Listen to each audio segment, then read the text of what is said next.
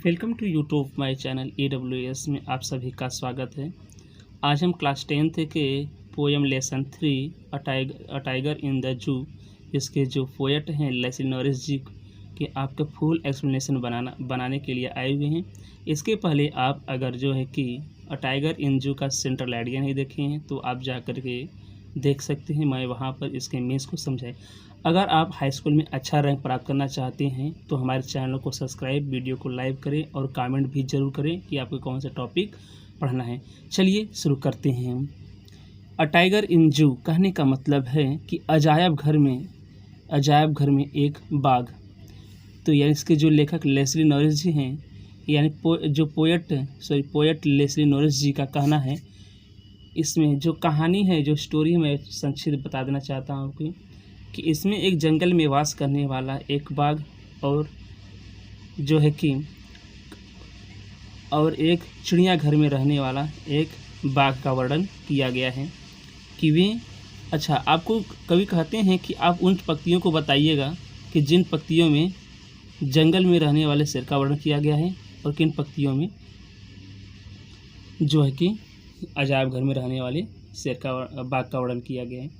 चलिए शुरू करते हैं हम इसका एक्सप्लेनेशन फर्स्ट। यह जो है कि आपको सिर्फ पैसेज 1, 2, 3, 4, 5 में बटा हुआ है, जो आपको एक एक करके हम बताएंगे। चलिए शुरू करते हैं। He stalks in his vivid stripes the few steps of his cage on pads of velvet quiet in his quiet rage. यानी ही स्टॉक्स, यानी जो ही है यहाँ पर टाइगर के लिए वर्णन किया गया है। यानी ही स्टॉक्स, यानी वह स्टॉक्स माने शान से चलता है। इसका मतलब होता है शान से चलना। कैसे चलना? शान से चलना। ही स्टॉक्स इन विविड माने चमकीले, स्ट्रिप में धारियों के साथ, यानी वह अपनी चमकीली धारियों के साथ शान से चलता है। कौन? बाघ। द फ्यू स्टेप्स, कुछ कदम, ऑफ हिज केज, अपने पिंजरे में, यानी बाघ अपने पिंजरे में अपनी चमकीली धारियों के साथ कुछ कदम चलता है। कैसे चलता है ये बता दे रहा हूँ। उनके पैर की विशेषता क्या है? On pads of velvet quite, यानी पैड्स माने पैर और वेलवेट माने मखमली, क्वाइट माने शांत मखमली पैरों से, यानी हो जाएगा इसका, यानी बाघ अपने शांत मखमली पैरों से अपने पिंजरे में कुछ कदम शान से, चमकीली धारियों के साथ शान से चलता है। इन हिज क्वाइट रेज, फिर भी वह शांत रहता है, फिर भी वह मतलब शांत है, फिर भी क्रोधित में दिखता है। रेंज मन क्रोधित दिखता है, फिर भी वह कैसा दिखता है? क्रोधित का दिखता है। फिर से देखते हैं। He stalks in his vivid stripes, वह अपनी चमकीली धारियों के साथ शान से चलता है। The few steps of his cage, अपने पिंजरे में। द फ्यू स्टेप्स, कुछ कदम अपने पिंजरे में, इतने का हो गया। On pads of velvet quite, शांत मखमली पैरों पर।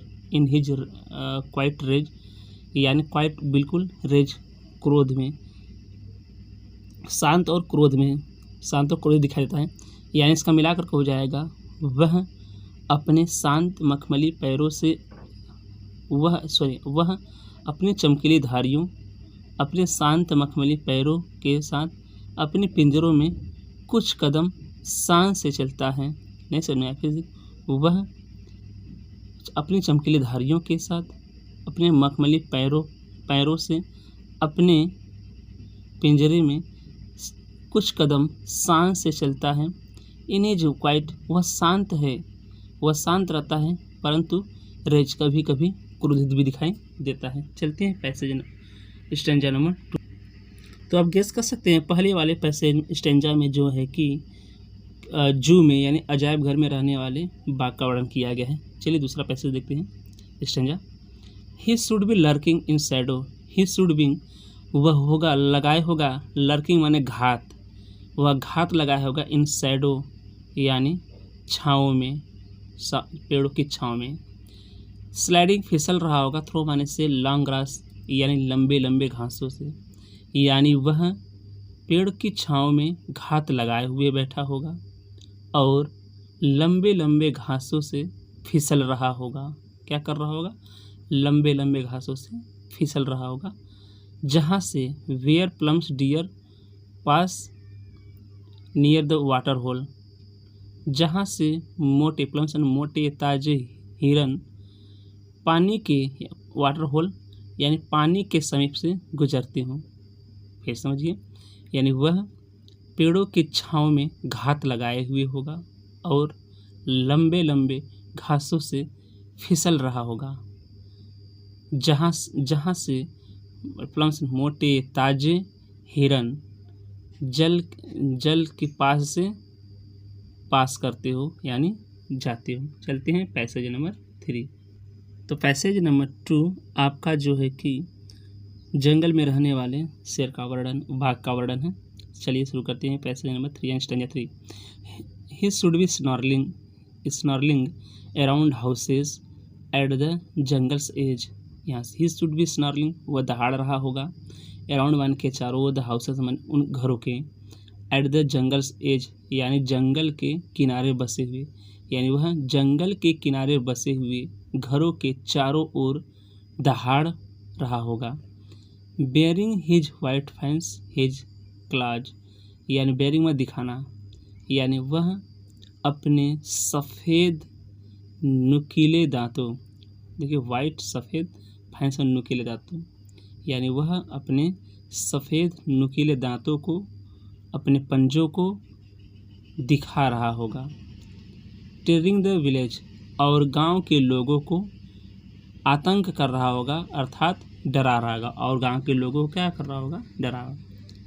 जंगल के किनारे जितने भी घर बसे हुए होंगे उसके चारों ओर वह क्या कर रहा होगा? दहाड़ मार रहा होगा और अपने सफ़ेद चमकीले दांत, नुकीले दांत और नुकीले पंजों से जो ग्रामीण के लोग हैं उसमें आतंक फैला रहा होगा। यही है। तो ये भी जंगल का वर्णन किया गया है। स्टैंजा 4 है कि but he is locked in a concrete cell, लेकिन वह एक कंक्रीट यानी ईंटे पत्थर से बने हुए दीवार में बंद है। हिज स्ट्रेंथ बिहाइंड बार्स, उसकी शक्ति बिहाइंड माने के पीछे, बार्स में सलाखों के यानी लोहे के सलाखों के, उसकी शक्ति सलाखों के पीछे है, यानी वह एक कंक्रीट सेल में लॉक है, बंद है, यानी वह एक ईंटे पत्थर से बने हुए दीवार में बंद है।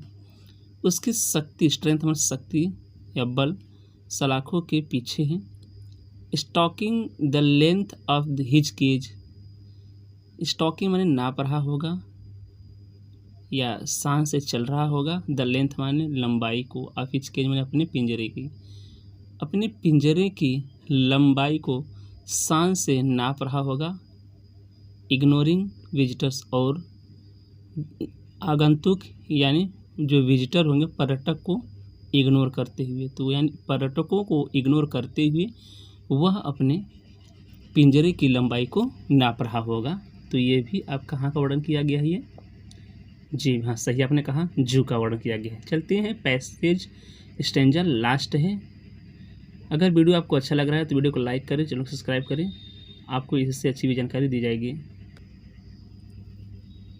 He hears the last voice at night, he hears वह सुनता है, द लास्ट वॉइस अंतिम आवाज़, एट नाइट रात्रि में, यानी वह रात्रि में अंतिम आवाज़ को सुनता है। द पेट्रोलिंग कार्स, यानी पेट्रोलिंग कार मतलब गश्त लगाने वाली कार होती हैं, जो कि रात्रि में किसी जानवर को कोई दिक्कत तो नहीं है उसको देखने वाली कार एक आती है, जो कि बिल्कुल सुरक्षा होती है, सुरक्षा वाली होती है वो कार, इस पर कोई आक्रमण न कर पाए कोई जानवर।